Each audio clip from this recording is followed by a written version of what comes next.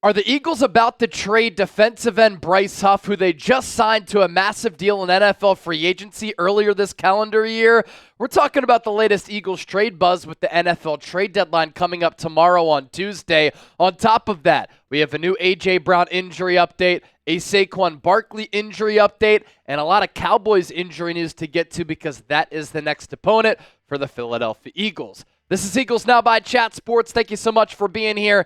Don't forget to hit that subscribe button, hit that thumbs up icon, share the video, comment, share your thoughts. That's how you can support the channel. Let's begin with some more injury news for Philadelphia. Earlier on today, on a previous episode of Eagles Now, we talked about how Philadelphia didn't think that A.J. Brown was going to be out for a long time. We got official confirmation on that. Adam Schefter, ESPN NFL Insider, tweeting this out on Monday afternoon. That test today showed that the knee injury for A.J. Brown, causing him to leave Sunday's win over Jacksonville, will leave him day to day.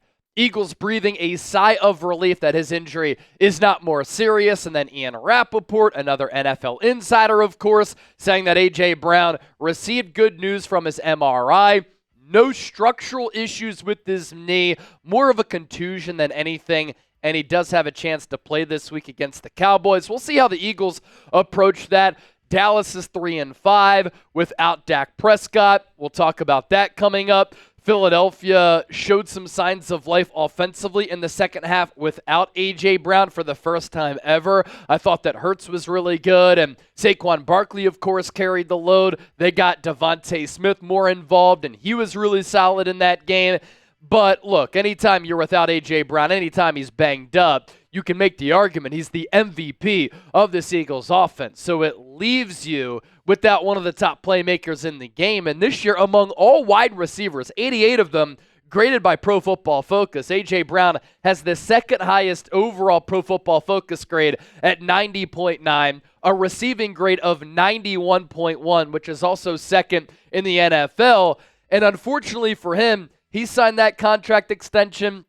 We know how dominant he is. Long ball, and sometimes that bails this Eagles offense out when they're struggling in the pass game, but such a diverse route tree. He's so physical, being able to break tackles and pick up yak, and he can run across the middle of the field. He can own that boundary. He can come down with 50-50 balls. It's just not the same looking offense without him as compared to him being in the lineup, and we saw that when he missed those 3 games with that hamstring injury. And in only 5 games this year, his stats among all wide receivers are down just because he hasn't played the same amount of games as some of the top wideouts in the game. But when he's been on the field, his impact has certainly been felt. 23 catches, 444 yards, 19.9 yards per catch, averaging almost 89 receiving yards per game, and then those 3 touchdowns. But this is how Hurts fared without Brown against the Jags. And usually Hurts has looked very confused, and he's looked very indecisive without having Brown at that wide receiver spot. Against Jacksonville, though, 5 of 8, 114 passing yards, passing touchdown, a rushing touchdown, and a passer rating of 145.8. The job of a franchise quarterback, it's not always going to be sunshine and rainbows. You have to elevate your team regardless of who's on the field or who's off of it, and Hurts was able to do that with a clutch performance against Jacksonville as Philadelphia held on in that chaotic ball game. The Cowboys, they have lost 3 ugly games in a row. They got blasted by Detroit prior to the bye, dominated by San Francisco coming out of the bye, and then they got crushed yesterday by the Atlanta Falcons. And Dak Prescott in that game, the broadcast is showing him on the sideline, a bloodied hand. But then it comes out that he's dealing with a hamstring injury, and he said after the game he had never felt anything like that before. Dak Prescott, who signed that $60 million per year contract prior to the year, making him the highest paid quarterback in the history of football, will be out multiple weeks with that hamstring injury. He is going to get a second opinion and see a specialist to see if he doesn't have to miss that much time, but it's not looking good for Dak in that struggling Cowboys offense. CeeDee Lamb also got a contract extension this offseason, making him one of the highest paid wide receivers in the game. He sprained an AC joint in his shoulder, has a chance to play against Philadelphia at home, And then Micah Parsons could be playing in Jerry World as well. He's missed the last few games because of a high ankle sprain. Dak, not playing. Cooper Rush, hello. He is 5-1 as a starting quarterback in his career. A couple of years ago in 2022, when Dak went out with that thumb injury, I thought Cooper Rush actually played really well. The Cowboys did become a more run-heavy team. This year, they don't have the offensive line or the running back talent to rely on the run game. So the identity of their offense could change a little bit. Rush played very well against Philadelphia. That was the final game that he started. He lost that game. He went 18 of 38 with the touchdown and 3 interceptions during that Super Bowl run season for the Eagles. So they fared well against him before, but you can't take Cooper Rush lightly because he's an experienced player who has played well before with Mike McCarthy, and he's actually paired up alongside CD Lamb as they both have put up some pretty good production as a quarterback wide receiver tandem. Clearly, Philadelphia should be able to win this game. They've won 4 games in a row. The identity of all those games have been different. Offensively, they have found an identity. They've become a running team. During this 4-game winning streak, they lead the NFL in rushing, both with rushing yards, but also rushing attempts per game. They're running it about 60% of the time during this 4-game winning streak. And so it's good that they found that identity. They have a great offensive line. Them finding success on the ground has brought the best out of Jalen Hurts, who during this 4-game winning streak has a combined 12 touchdowns and 0 picks. This Cowboys team is not confident. They're not healthy. They're really not that talented all throughout the offseason. I was telling you here on the show, I think that they're secretly rebuilding, and they barely made any moves throughout the offseason. That has resulted in this Cowboys team not being a quality team. So if you lose this game, it goes down as a bad loss. You can officially put the fork in the Cowboys if you hand them an L, because that would drop them to 3-6 on the year. You let them win this game, it gives them a little bit of life and a little bit of juice. And Philadelphia historically over the last few years has not fared well in Arlington, Texas, right outside of Dallas. It's Dallas week. Come on now. If you hate the Cowboys, I want you to hit that thumbs up icon, like the video, and type F Dallas down in the chat right now. As for a Saquon Barkley injury update, what a show he put on against Jacksonville and the Kelly Greens. What a show he's been putting up the entire 2024 season. Jeff McLean with an update on Saquon, who's in the running, I think, to win NFL Offensive Player of the Year. He has just been spectacular. McLean saying that Barkley experienced some tightness in his back during the game. An NFL source said, he said after that he will be ready for Sunday's game against the Cowboys. Saquon was used a lot against Jacksonville, and we did see him throughout the game limping off the field, banged up a little bit, grimacing in pain.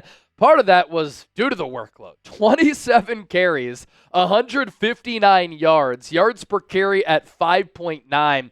He also had a couple of catches, 40 receiving yards, 2 total touchdowns. The one on the ground on that 3rd and 17 in which the Eagles, thanks to Kellen Moore calling that play, caught the Jags off guard, but Saquon able to use that speed to get to the pylon and to get to the outside after he burst through the middle of the line.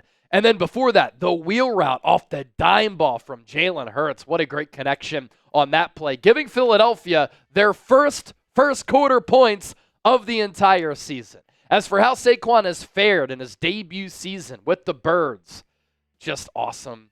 And this is one of the best stretches that we've ever seen among all Eagles running backs, and it was pretty fitting for LaShawn McCoy. He got inducted into the Eagles Hall of Fame yesterday and was at that game to see Saquon pop off like he did.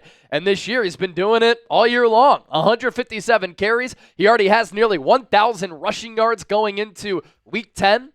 6 touchdowns, 5.9 yards per carry. A lot more to get to here on the show. Is Bryce Huff going to get traded? We're going to dive into that interesting subject matter, but first, we're making major moves here on Eagles Now. 280 people away from 90,000 subs.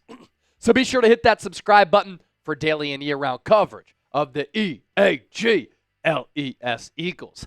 Coming up next, the Eagles gave Bryce Huff $34 million in guaranteed money. He's making $17 million per year as we go into Week 10. Will he be on this team in Week 10? Some interesting reports coming from Tom Pelissero and Jeff McLean that we have to get to coming up around the corner. But first, today's Eagles Now, sponsored by our friends at Game Time, the best app in the ticketing industry. You get the best seats at the lowest price guaranteed. Prices drop as the event gets closer, as Game Time specializes in last-minute tickets. They have excellent flash deals, and thanks to Game Time picks, curation makes it easier to find the best seats at the lowest price guaranteed to sporting events, but also concerts, comedy shows, theater events, and more. You can also resell your tickets right from your smartphone. If you want to go to Eagles Cowboys Sunday afternoon in Dallas, here you go. Plenty of tickets available. And I love how you can see the view from your seat before you buy, so you know exactly what to expect when you arrive. You get that panoramic bird's eye view as well. So download the Game Time app, create an account, use the code CHATSPORTS, CHATSPORTS, for $20 off. Terms apply. First purchase only. What time is it? Oh yeah, baby. It's game time. What time is it here on the show? Time to talk about Bryce Huff. After the Eagles signed Bryce Huff as one of their key free agents back several months ago, could they be trading him going into Tuesday's NFL trade deadline? His name has emerged as a trade candidate for Philadelphia.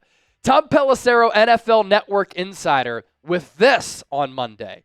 There's certainly going to be interest in guys like Bryce Huff, who is one of the Eagles' big free agent signings. He played all of 6 snaps against Jacksonville after apparently getting his hand banged up in warm-ups or something. That's a name that I think is going to get some potential action. I think that's of note that Pelissero said that from the national angle, and then Jeff McLean said this from the local angle. He, of course, explained how Huff only played 6 of 54 defensive snaps against the Jags. Sirianni had said that Huff hurt his hand in pregame warmups. After the game, of note, Huff wasn't really in a talking mood, according to reporters. But then you see McLean saying here, it's fair to wonder if Huff is on the block ahead of Tuesday's NFL trade deadline. We know that pass rushers are a hot commodity for teams. Clearly, Huff has not worked out for Philadelphia. A team could be bullish on a player who's coming off 10 sacks last year, is in his mid-20s. Philadelphia, of course, would be admitting their mistake, but Vic Fangio has this defense playing very well. Josh Sweat, Nolan Smith, Brandon Graham, they've all played really good at that defensive end spot. And it's not like Huff is contributing anyway, so if Philadelphia can get rid of that contract, is it a smart move for Howie Roseman to admit that that signing was a failure, but to move off of him now as compared to later? So far in 2024, 132 pass rushing snaps, only has a sack and a half with 11 pressures, overall PFF grade of 61.3, a pass rush grade of 59.1, and a run defense grade of 58.5. He got off to a very slow start this year where he wasn't doing anything, barely registering any statistics in the box score. The last couple of weeks, as this Eagles defense has turned it around, he had started to play better, but then he only logged 6 snaps against Jacksonville. I will say that Philadelphia hasn't really used him properly. To start the year, Vic Fangio had him as a stand-up edge rusher. When Bryce Huff was with the New York Jets, he was in a 4-point stance all the time. That helped him get a faster, more explosive get-off. 4-point stance. 2 hands on the ground, 2 feet on the ground. That allowed him to launch at the snap and generate some speed and momentum and some velocity with that quick step. As a stand-up edge rusher, he wasn't getting that same power or that speed from that edge rusher spot. Now, the last couple of weeks, as he's played a little bit better, or at least going into that Jags game, he was used in that 4-point stance, not dropping back in coverage as much. I still wouldn't be surprised, though, if he is traded. This is a player who Vic Fangio played deep into the preseason, wasn't giving him a lot of snaps to start the year. Bryce Huff clearly frustrated by that. He deleted all things Eagles from his Instagram page, and now it leads to him only playing 6 snaps against Jacksonville. You always want to read the tea leaves, and I think we read the tea leaves pretty well here on this program. So Bryce Huff, a name to watch going into Tuesday's NFL trade deadline. Speaking of that, will this man here to my right make some moves? What's up, Howie? How you doing, man? What's good? You going to make a move? You going to make a move for Tuesday's NFL trade deadline? He's not really talking to me right now. But he's going to let us know at some point because the deadline's coming up on Tuesday. We'll see what he does. That's why you subscribe, because if the Eagles make a move or if they don't, we're still going to talk about it here on this show.